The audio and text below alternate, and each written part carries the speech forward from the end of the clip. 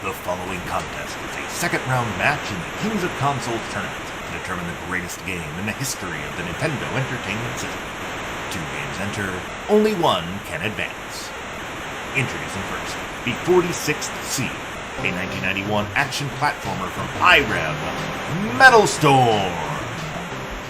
And its opponent, the 19th seed, a 1987 action platformer from Konami, Castlevania. Your ringside judges are Ricky Giraldo and Pat Dooley. There's nothing left to say but round 2, fight!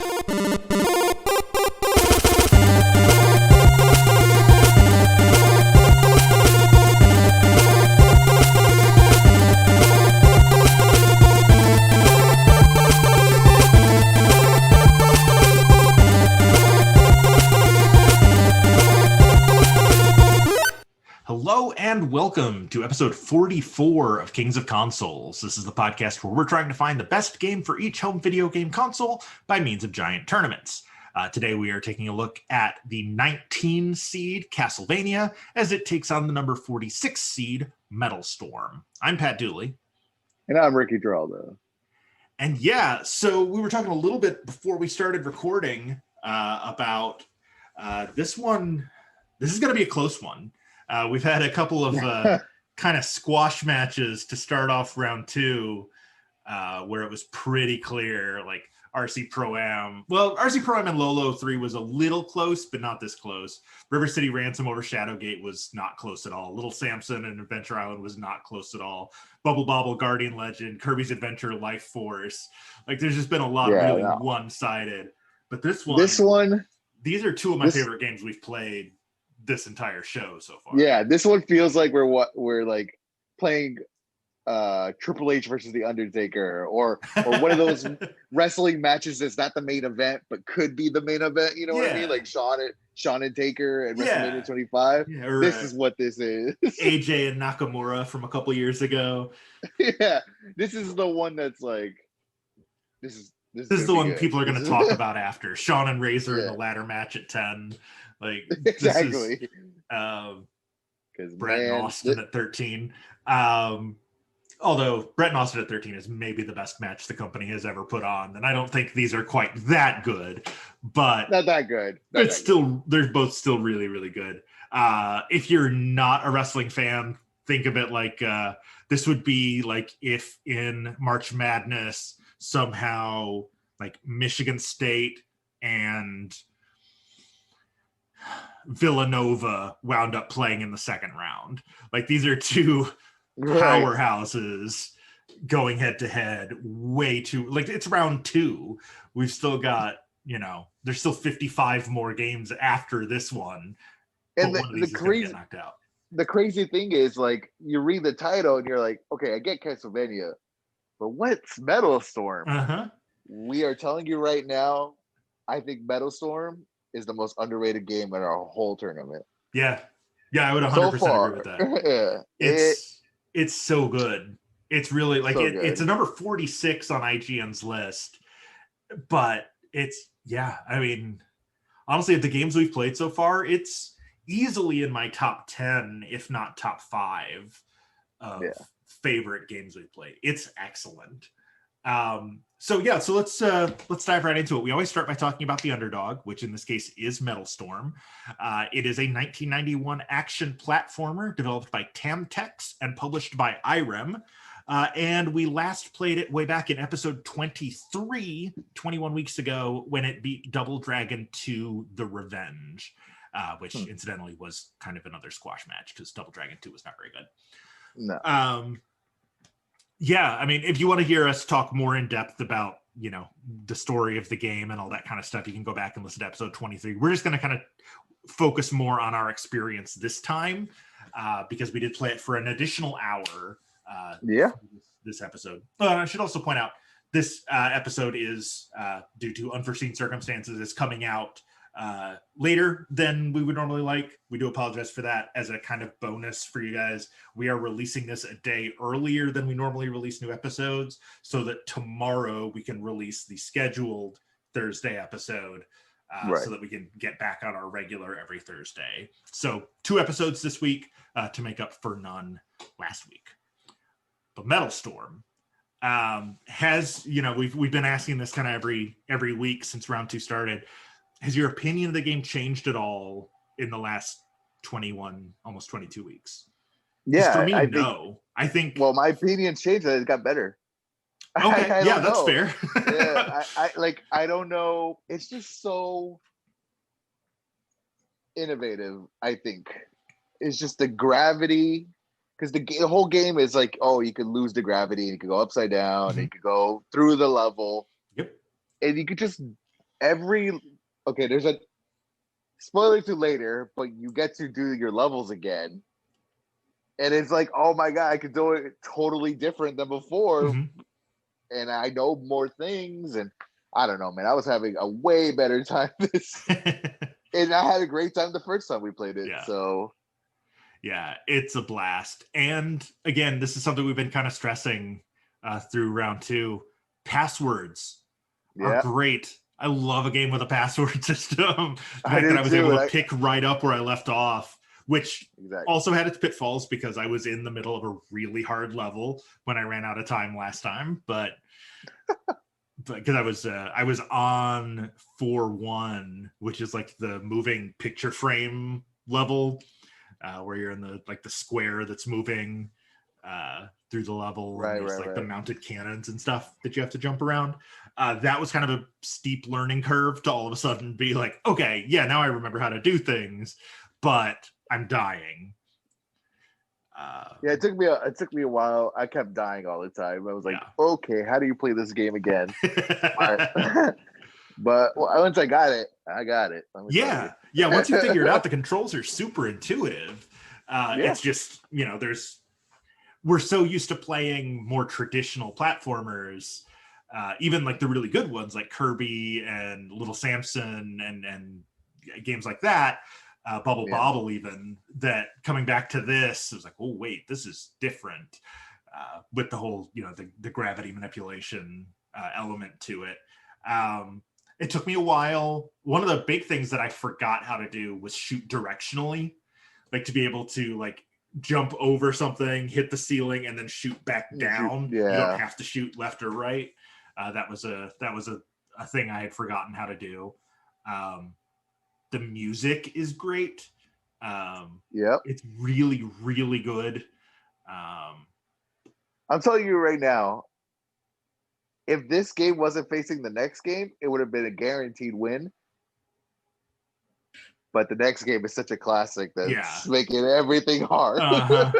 Yeah, it's really, it is up against a steep challenge. This is just such a great game. I did make a note of the level 4 mid boss, when you're in the square still, spinning, with the red things that go around the outside and shoot. It took me 23 minutes from the time I got to that to the time I finished it. And then when I made it to the level 4 actual boss, I beat the boss in 6 seconds. The giant thing in the ceiling, right? All you gotta do is just rapid fire into it and don't get hit, and it's super easy before it can even really get a shot off at you. It's the worst. I hate that spinning boss guy. I was like, what is this? Because you're it's intense jump rope, because you're having to jump over the things as they zoom underneath you, but then also dodge their shots, and then when they stop, line up your shots to it's like you have to. So for audio listeners, I guess, our only listeners. So basically, you use your gravity to go up. So I don't even know how to put this for people could know, but so there's 3 spinning objects, right? They're spinning around you. Yeah. And you could think of the sun thing in Smash Brothers that just does loops around the platforms once you throw it.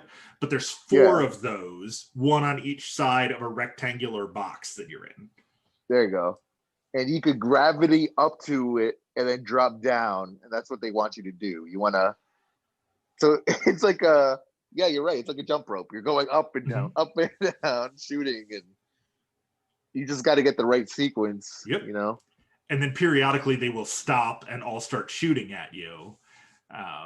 So you have to be prepared and in a good position to be able to shoot back when they get to that point. It's super challenging, but it's also like a rewarding challenge because then when you beat it, you feel like you accomplished something. For sure.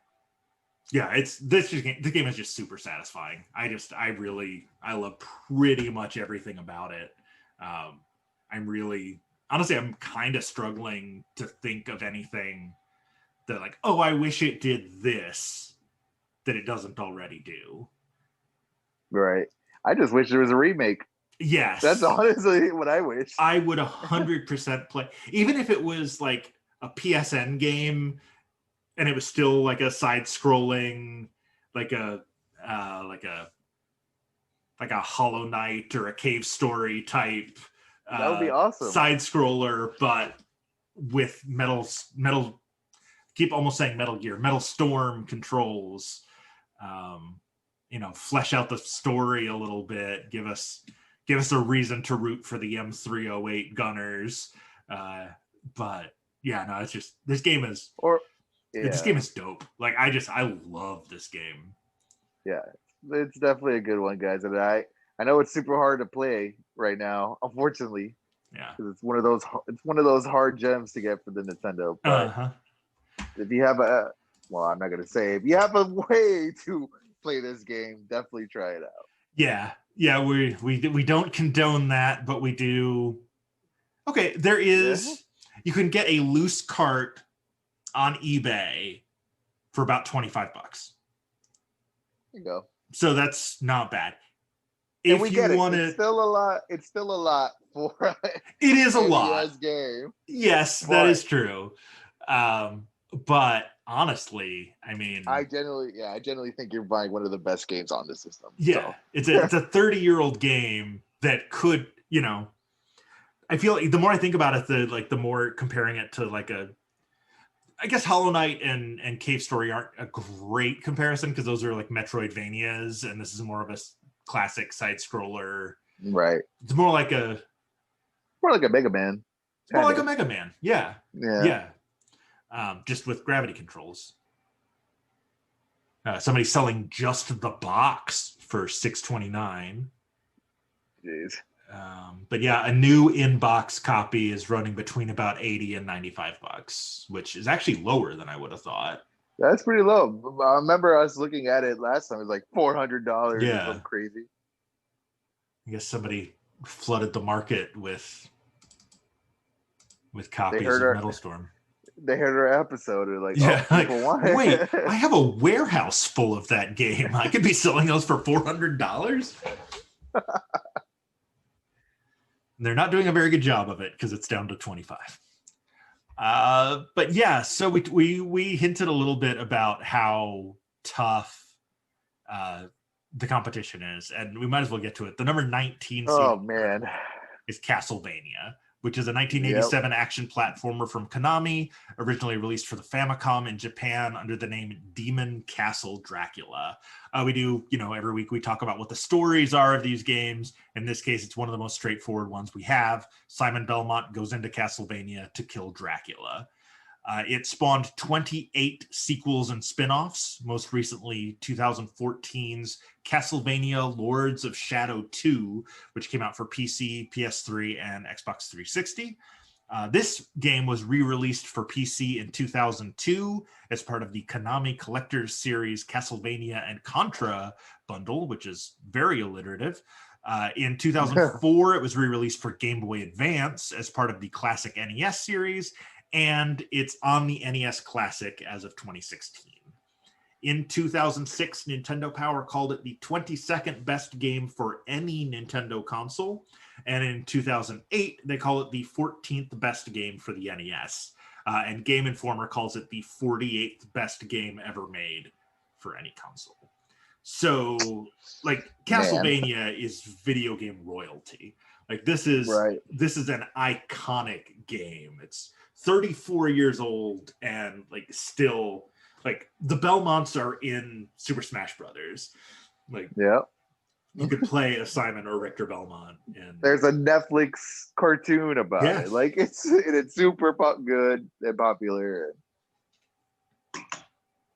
Yeah. And even one thing my first note is, forgot that the first Castlevania wasn't a Metroidvania.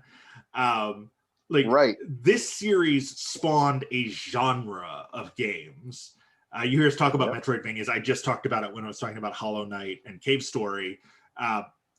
Metroidvania it's essentially a side scroller, but not linear, where you have to, like, you will find things and then have to double back to do things that you couldn't do before because you didn't have the right items. Think like the Wizards and Warriors games. Think, what else have we played that was Goonies 2? River City. River City Ransom's a Metroidvania, kind of, yeah. So this isn't that. The first Castlevania is more of a straightforward side-scrolling platformer. And for newer gamers, it's like Ori, Will-O-the-Wisp, or like Hollow Knight. Yeah. Those games, if you play those, this is basically where those were born. Mm-hmm. Yep, 100%. Kind of. I think not this one, but I think Castlevania. Starting with 2. Castlevania 2, I think. Yeah. But Castlevania 2 builds on what this one did. Yeah. And we'll get to that. I was going to say in next week's episode. In tomorrow's episode, we're going to talk about Castlevania 2 in more depth. But yeah, so Castlevania, the one thing that kind of hit me about this one was the difficulty ramps up after, like, there are 18 stages. I made it through the first 4 without losing a life. And then I made it to the halfway point, stage 9, in about 17 minutes out of our 2 hours of gameplay. And then it went to hell. Yeah, I agree. We'll get into later. We'll get into how far we made it in the 2 hours. Because it was so easy because, like, oh, there's a candle, hit it. I'm like, okay, this is good. I know the tricks. Very straightforward. Enough, even the boss battles were kind of on the easy side for the first several times. I put on my notes. I was like, man, I play this game a lot. I don't like. I remember where to go. I was like, all right. Yeah. I didn't think I played this game a lot, but I guess I did because I remember the main song. I was like, yep, I know this. Yeah. I did come to a realization. Longtime listeners of the show are aware of my coming into the podcast, my disdain for ice levels, that I was quickly replaced by me realizing that water levels are actually the worst, not ice levels. I think I have decided that my least favorite enemies in any game ever are the ones that jump around. Oh, yeah. In this case, the game calls them hunchbacks in this, but they look like monkeys. They look like little jumping monkey things that jump around and get you. It's like the jumping guys in Batman, or the jump kicking guys in Russian Attack, where they just run up and kick you in the head. Like, I just Double don't Dragon like too. Double Dragon, yeah, just like bouncy enemies. Even in like the Mega Man games, those like giant machines that jump around the screen. Right. Those are just the worst. I don't like jumpy enemies, and this game was not full of them until about level 10 or 11. And then it was just like lousy with jumping hunchbacks. They were just everywhere, to the point where, again, spoilers for how far we made it, but the level 12 boss has a hunchback sidekick that's bouncing around causing havoc while you're fighting the boss. No worse. Awful boss fight. No worse. Just miserable. Because you're fighting freaking Frankenstein at the same time. Yeah, exactly. Like, it would be hard enough to just fight Frankenstein's monster, but you've also got this hunchback monkey thing jumping around throwing stuff at you. It's yeah, I know your pain. Your pain. I do think the music is really good, but I don't feel like it's until the second game that it starts to sound like Castlevania. Like I don't feel like the music in this is quite fitting of like a horror, like gothic, let's go kill vampires. Actually, not. It was definitely more like kind of cheerful and yeah, it was more traditional, like side-scrolling. Also, the first one, you don't have a story.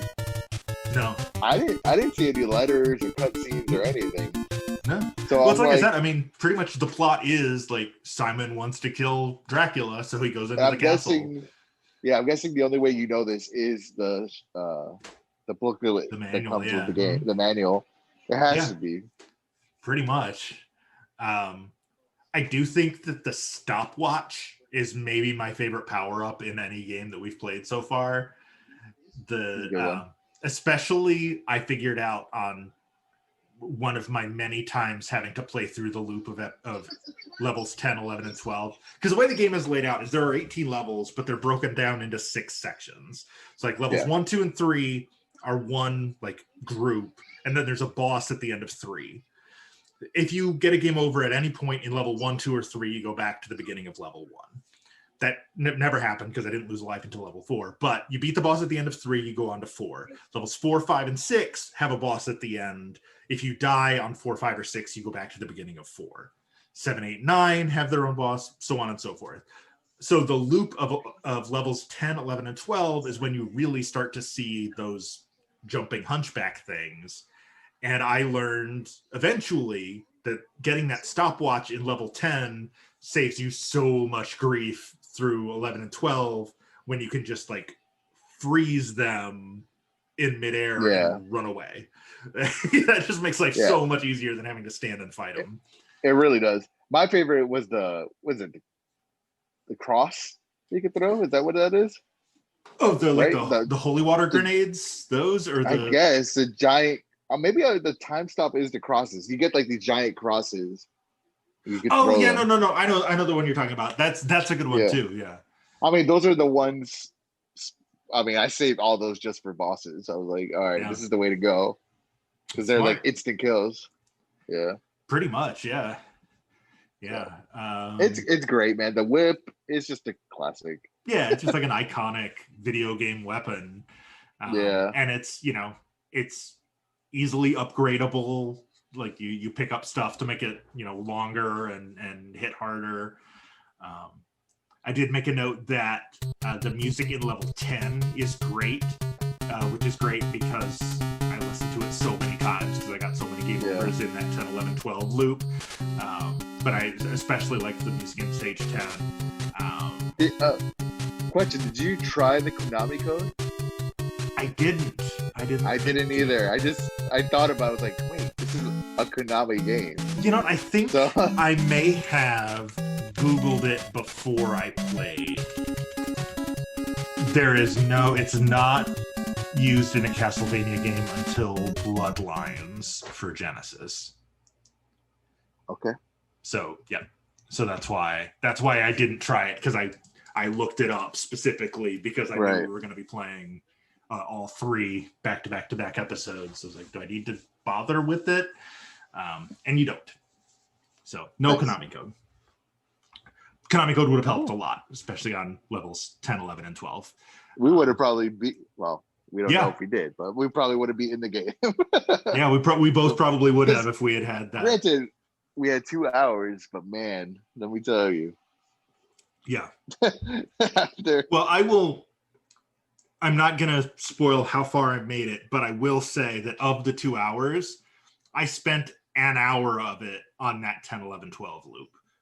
I went back because I streamed it on our Twitch channel, twitch.tv/Kings of Consoles. I went back and rewatched that and actually checked the timestamps, and it was an hour and 3 minutes just on those 3 levels. So having 30 lives or whatever it would have done for us, more continues, would have been a huge help, especially in that section. Before I looked it up and realized that those were supposed to be hunchbacks, and I was still mentally calling them monkeys, I was thinking like, okay, we got vampires, we've got Frankenstein's monster, we've got Medusa, we've got skeletons. Of course, we got skeletons, bats, zombies, dragons, mummies, mermen, flying skulls, and monkeys. But then I looked it up and said that they're hunchbacks and monkeys. Yeah, and the rest of my notes. Oh, the holy water grenades are pretty great. I just like that idea. Like that's something that, you know, like Van Helsing had that. And that's become kind of a trope of vampire media, but I don't think it was in 1987. I don't remember anybody like throwing vials of holy water at monsters. Yeah, I don't think Castlevania. So. Yeah, I was gonna say, man, like that. Speaking of Van Helsing, that brought me back to, I don't know if anyone's played it, but the Van Helsing video game was an underrated gem. Yeah, I never played it. Devil May Cry came out before, and they made it like Devil May Cry. Oh, nice. So the combo, it was such a good game when it didn't have to be. Yeah, there's a lot of games that are like, wait a minute, you didn't have to go that hard on the Van Helsing game, but hey, and other, and other Castlevania games, you know, they add more tools and more crazy. Yeah. Like I remember there's one game where you like, it's like a blood vial and you pop it and it like attracts vampires, but for some reason they die for some, like. Oh, interesting. It's like poisoned blood or something. Poisoned blood, yeah, something like that. Huh. I was like, what? You can like lay traps for them. That's interesting. Yeah. I've been playing a lot of as I'm working my way through my backlog. As I mentioned in our New Year's Eve episode, that was one of my resolutions this year. I've been playing a lot of Witcher 3 the last week or so, couple of weeks. And like I haven't memorized the names of all of the spells yet, but the one where you can like, if they pass through it, they become vulnerable. Like it makes like the ring of purple flames. Oh, yeah. I can't remember, but like you use it when you're fighting that hag at the well. And yeah, I love it. Like, you know, it's like an ethereal thing and then it passes through it and it's got a body and like, that's, you know, I feel like those kinds of traps kind of come from like what Castlevania started doing in 1987. You know, what Konami did then, like CD Project Red is doing, in what, 16, 17 when that came out. And then not so much with we actually do have a bit of listener feedback on tomorrow's episode that kind of ties into what I imagine you were about to say about Cyberpunk. Not talk about that. So next week. But yeah, we will. There will be a conversation about glitches in tomorrow's episode. I haven't played Cyberpunk yet, so I don't have any firsthand anecdotes about that. But I do have a good Witcher 3 one that I will bring up. That's awesome. But yeah, so I got a good glitch one too, so I'm excited. I think that's about all I've got as far as notes go before we start getting into the, you know, kind of the nitty gritty of, you know, who made it farther, what's moving on, and, you know, hitting the listener feedback and stuff. Did you have anything else you wanted to talk about with Castlevania or Metal Storm? This is gonna be so hard. That's all I gotta say. I still don't know what I'm gonna pick. So, we kind of called this back in episode 23. Yeah, because we mentioned that, you know, Castlevania and Metal Storm were both great games. The winner has to take on either Excite Bike or Dr. Mario. Like that's what's waiting for the winner. So, like this little quartet of games, like this is, you know, I guess to go back to I was going to say going back to the wrestling analogy, but I can't really think of a year where like the final four in a King of the Ring were all great. There's always like one random. You're right. Like 93. Maybe a Rumble. Yeah. Maybe a Rumble, you know, where like the final four, it's like, oh, Yeah. Yeah, didn't they do actually like the year? year? It was Nakamura, Cena, Yeah, Finn, and Roman and Reigns. Finn. Yeah. Yep. So it was like 4. Like, how do you how whoever comes out of this is great, but the other 3 are also great. Yeah. So this is a tough chunk of bracket here. But yeah, so before we get into picking a winner, take it away, Ryan O. Who made it for them? Who made it for them? All right. So on Metal Storm, it kind of sounds like you might have beat me. I made it to section 5-2, which is the one where the wall of electricity is following you through the level as you go. That was where I ran out of time because I spent a long time beating that boss in level 4. So very interesting thing happens in this game. So when you beat the game and you think you beat the game, you don't beat the game. You get a hard difficulty and you start the game over. Oh man. So I started the game over and I made it to level 3. Oh wow. Yeah, so you almost lapped me. So you were actually really close. I'm pretty sure is there 5 or is it 6 total levels? Pretty sure there's 6, but the 6 is just like a boss. Okay. Yeah, I feel like I remember from childhood thinking that I was really close to the end. Yeah. You were close, and the problem it's so funny, it gets you a text and it's like, you have done it, you're the savior of this. Uh-huh. Now try it in a harder difficulty. and I was like, what? So it's like Kung Fu. Yep, it's like Kung Fu. Where you beat it and then you have to play it back through. Yep. On the harder difficulty. Try to save her again or whatever. Right. Dumb old Sylvia getting caught by Mr. X again. All right. So with that, Ricky has now increased his lead to 39-36. Oh. Yeah, I can't count it as a full beat game because they got me with starting all over. Right. Like, oh! Kind of like an early version of New Game Plus where it's like, here. Right. Where you get a true ending, I bet. I don't know, but probably. Yeah. So the lead expands. How about Castlevania? How far did you get there? Let me check. Hold on. I wrote it down. Stage 13, actually. So I just beat Frankenstein. Oh, geez. I was so close. I couldn't. I ran out of time fighting him. Dude, it's because you got to save those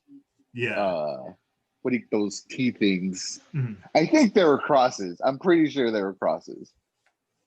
But if you save them all for boss fights are easy. Granted, this one was hard because of that. The monkey jumping everywhere or the hunchback.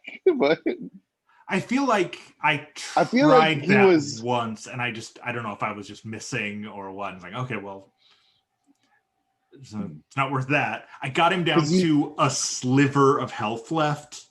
Like one more hit would have killed him. I did that at the hour and 12-minute mark.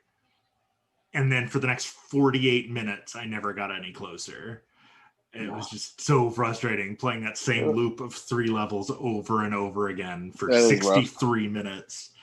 But man, he just barely beat me. So 40-36 is now your lead.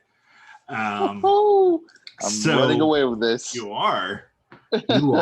So we've been dragging our feet. We've been pushing it off. I don't want to do it. We got to pick a winner. I think they both should move on. I think they're both great. We mentioned at the top that Metal Storm is a, kind of a forgotten gem of the console, as was evidenced by our online vote, because we do ask you guys on Facebook, Twitter, Twitch to help us pick a winner in case we can't decide between the two of us. 100% of our listeners picked Castlevania. but I'm sure that's because Castlevania is a household name. 100%. It's just got to be a lack of familiarity with Metal Storm, because I don't feel like Castlevania is 100% better than Metal Storm. Metal Storm deserves at least some consideration. And in fact, because I am a sadist, I'm going to vote for Metal Storm. So I am going to say I had more fun playing Metal Storm than I did playing Castlevania, and I would rather play another hour of Metal Storm than I would rather play another hour of Castlevania. Personal preference. That's not an objective. Like, I honestly don't know that I could pick which one of these is better than the other, because they're both great in their own way. Just me personally, I would rather play Metal Storm again rather than. Here's the problem. Here's the thing that I have. Castlevania has that name value, right? Like, it's that game that I've known all my life. Playing it again felt great, but Metal Storm is that game totally underrated. Had no idea, blowing my mind, and kind of want to play it like right now. Like, I want to play it. Like, yeah. So here's part of my logic as to why I went Metal Storm as well, because you talk about Castlevania being iconic and being a household name, but I feel like it's not really till 2 that it kind of hits its stride. Like, 2 is the first one that's an actual Metroidvania. 2 is the first time you hear Bloody Tears, which is like the iconic Castlevania song that's been used in pretty much every game since. But here's the thing, like, we're going to get controversial in the episode because I think this is a better game. So, I don't know. You think this is better than 2? I do. And I'll tell you, we'll get into that. We'll get into it in the next one, yeah. So this is what I'm going to do. I'm going to flip a coin. I'm going to have it on me. Do you want to borrow my 2 peso coin from the Tecmo episode? Because that worked out well for you. Yep. So here we go. Heads is going to be Castlevania. Tails is going to be Metal Storm. Pain. And I lost my coin. And it is Tails. Yes. So Metal Storm advances. Metal Storm.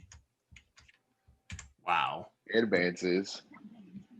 And I'm not mad about it. I'm actually really happy. Yeah. Yeah, but and that's the cool thing about this episode, is that there's no wrong answer. Like, both games are incredible. Incredible. Excuse me. And hiccups. And here's another thing, listeners. Like, this is a big upset. I know a lot of people are probably going to be angry with our decision. But I got to tell you, you got to try Metal Storm. Absolutely. Absolutely. If you have an NES or, a Retron or some other way of playing NES carts, $25 on eBay. It's totally worth $25. Like, that's half of what you would pay for a new game now.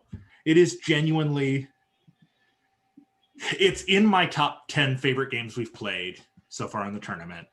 Maybe top 5. I love it so much, and I'm so excited it's moving on. Before we let you go, we do have a little bit of listener feedback. We actually have 2 questions because of the delay. We have 2 questions from our old pal Ryan O, who also submitted our Who Made It Farther theme. His first question was, which 80s movie do you think would fit well as a side scroller? Oh, I know one. Easy. I do too. What's yours? Karate Kid. Karate Kid. There was a Nintendo Karate Kid game, but it was not a traditional side scroller. It was more of a it was like mini games and then kind of a tournament. Dude, you're walking as Mr. Miyagi or whatever, Daniel, just walking around, fighting your way through the dojo. Yeah, come on. That'd be dope. That'd be a good game. There's so many that they've made. Like,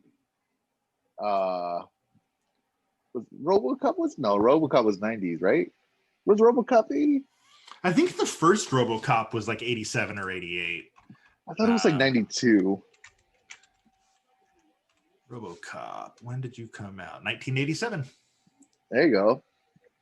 RoboCop could be a great one. Yep. There is a RoboCop NES game. Right. But a better one. Yeah. A more modern, like we were talking about with a remake of Metal Storm. For me, a game, an 80s movie that did not have a game adaptation that I'm aware of, at least not for the NES. I know there's not an NES adaptation of it. Princess Bride. Oh, I would play the hell out of a Princess Bride side-scrolling platformer, like Prince of Persia style. Swashbuckling as Wesley, even like Little Samson style, where you can like switch between Wesley is like a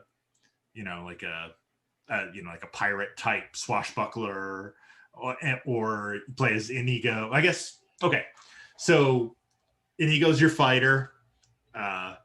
Wesley is your rogue. Fezzik is your barbarian. Yeah. Vizzini is your bard. And just add Bubblegum as like a hidden character. Yeah. Not Bubblegum. What's her name? Buttercup. Sorry. Bubblegum is. Bubblegum was what messed up Vision last week on WandaVision. No, I'm thinking of Adventure Time. Sorry. Oh, yeah. Yeah, that's right. That's right. Back to the Future. You could do something cool there. Yeah. Back to the Future would be fun. Tremors could be fun. Oh my god! It's like a almost kind of survival horror, almost, but campy. I don't know. Do you remember in part 2? I don't know if you remember this. They did have the Graboid game. They made he made an arcade game. Right. I forgot about that. Maybe that was Kevin Bacon. Kevin subconsciously what made me think of that. Yeah. Okay. Oh, I know what I was thinking about. Gremlins. Gremlins would be really good as well. Yeah. Yeah.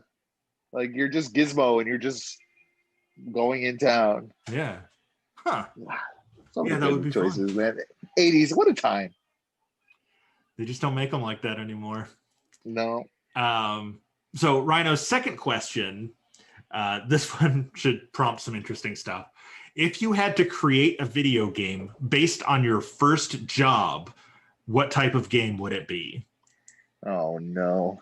Well, my first job, I was working at Journey's shoe store. So Journey's. Okay. So I was selling shoes. So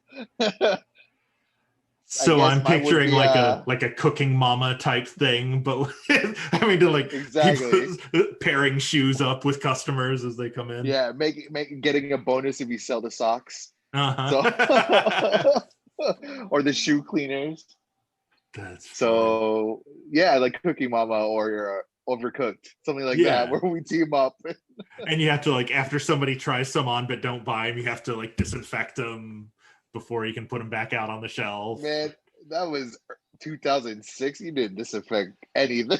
That's fair. That's fair.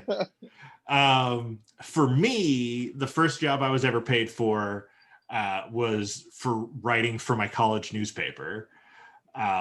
So I guess it would be,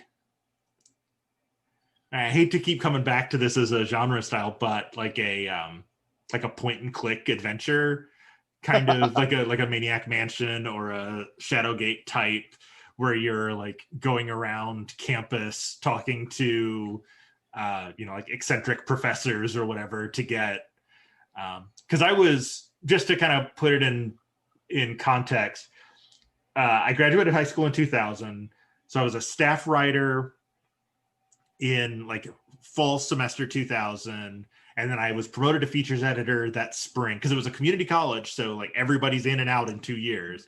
So my sophomore year, but my last year at the community college, I was editor in chief, and the week that our first issue was supposed to come out, 9/11 happened.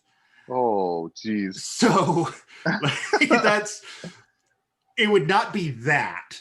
Like that. I'm not looking at like what became or what remains of Edith Finch or Everybody's Gone to the Rapture or one of those kind of right darker Return of the Obra Dinn style, darker graphic adventure stories. I'm talking more of like just like tracking down stories on like, oh, they just built a new skate park in Midland. Go down and interview the skaters. It's like, oh no, the bully skaters stole your microphone.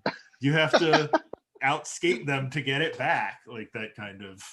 But let's be honest. I think Rhino wants to know our jobs as a theme park employees. What would we do? What would it be? Survival horror. Yeah. A Resident Evil type game where the zombies aren't zombies. They're just people. Oh, I was, somebody tweeted something a few days ago that I am so glad that I don't have to be a cast member now. That like, I got that out of my system in my 20s. Because like, I don't know that I could deal with like the anti-masker crowd or the like, you know, the red hats and the like, I don't know that I could, you know, I don't know that I could be magical in today's world. Like things were bad from 06 to 11 or 12 when I was there, but like you know, I'm very grateful I don't have to do that day in and day out anymore. But yeah, I think Resident Evil is a very kind of accurate, survival especially horror. Like Christmas week. Like God. that's it's basically bullet hell at that point, trying to like, and every time you think you've got your, and there'd be like different, you'd get rotated around and have to do different tasks. And then like the worst, like the final boss is you're at Photocell when a Brazilian tour group shows up. And that's like the final confrontation. The final boss. Yeah. There's like a dialogue tree, but all of the answers are repetitive. Hi, how many in your party? We are together. Okay, how many is that? All of us. Okay. If one were to quantify that from me to her, okay, and that's 20, 40, us. Sim 3. Yeah, just 1, get 2, 3, away. 4, 5, 6. Stop. Go. Yeah. Good times. And then you would periodically, just like a random number generator, a manager would just happen to be walking by and just like, you need to start preloading. Like, preloading does nothing. Yeah, but you got to start. Is that what you wanted, Ryan-O? Is that what you wanted? That's what he wanted. You wanted us to have Star Tours Christmas week flashbacks? Is that what you were getting at? At least when I was like, survival horror. 100%. All right. Well, I guess at that point, since we are going to be back tomorrow with another new episode, let's go ahead and start talking plugs here. Tomorrow's episode is going to be Castlevania 2, Simon's Quest, against Battletoads. So it's going to be a very frustrating week. These are two very hard games. If you want to see the bracket as it stands now, head over to challonge.com/Kings of Consoles, challonge.com/Kings of Consoles, where you can see the full 100 game bracket, which is now down to 56 games because Castlevania is the 44th to go. We're almost halfway through. I can't believe Castlevania's gone. Yeah, I can't. In another week, if it had been up against Dr. Mario or anything else. Yeah. If it had been up against Batman a couple weeks ago, gone by easy. Just had the bad luck of hitting the hot hand. Metal Storm is I was going to say the Cinderella story this year, but no. Little Samson is definitely the Cinderella, the whatever 93rd seed, making it into the third round. But yeah, so you can see the bracket there.